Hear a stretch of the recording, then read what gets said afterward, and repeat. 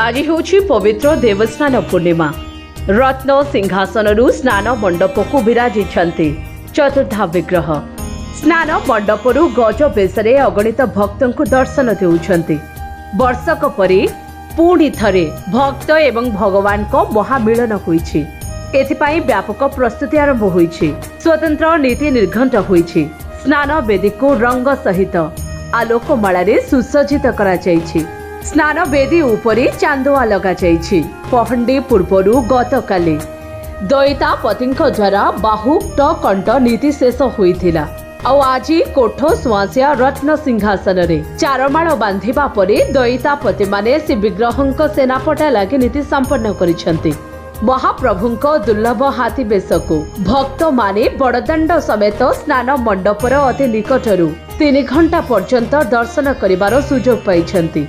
ସ୍ନାନ ଯାତ୍ରା ପାଇଁ ପୁରୀରେ ଭକ୍ତଙ୍କର ପ୍ରବଳ ଭିଡ଼ ହୋଇଛି।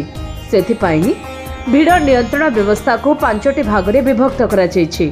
पूरा सहर को 68 प्लाटून फोर्स जगिबे। भिड़ नियंत्रण पाई आज पुरी रे मकड्रिल होइछि।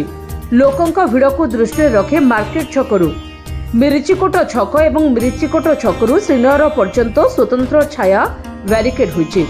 108 गरारे गाधोइबा परे श्रीजीव असुस्थ होई अणसर घर को जिबे एवं रत्न बेदी रे पूजा पाइबे पटी दिया।